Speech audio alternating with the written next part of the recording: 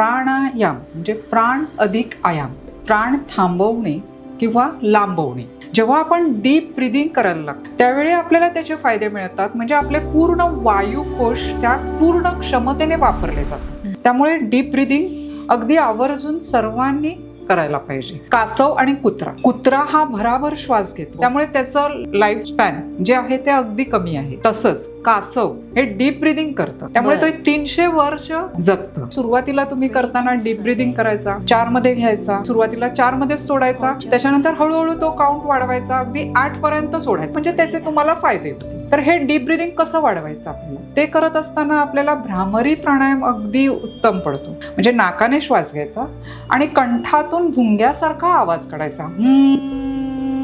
भ्रामरी प्राणायाम हा stress buster प्राणायाम म्हटला जातो. ऑफलाईन योगा करायचा आहे. जेव्हा आपण कोणती गोष्ट समूहाने करतो तिथली पॉझिटिव्ह एनर्जी खूप वाढते, पटीने वाढते आणि आपल्याला त्याचे फायदे मिळतात. योग दिन आला की सगळे म्हणजे आमच्यासारख्या योग शिक्षकांना अक्षरशः पळवून नेतात. म्हणजे आम्हाला तो दिवसभर वेळ नसतो. पण मग हा फक्त योग दिनापुरता मर्यादित न राहता तुम्ही रोजच्या रोज जर तुम्ही हा अवलंबला तर तुम्हाला त्याचे नक्कीच फायदे मिळतील. ज्यावेळी आपण सूर्याची नावं घेऊन म्हणजे ओम मित्राय नमः, ज्यावेळी आपण ओम म्हणतो त्यावेळी ओमचे व्हायब्रेशन आपल्याला मिळतात. मित्राय नमः, मित्राय म्हणजे सूर्याचं आपण ज्यावेळी नाव घेतो त्यावेळी सूर्याची एनर्जी आपल्यात घेते.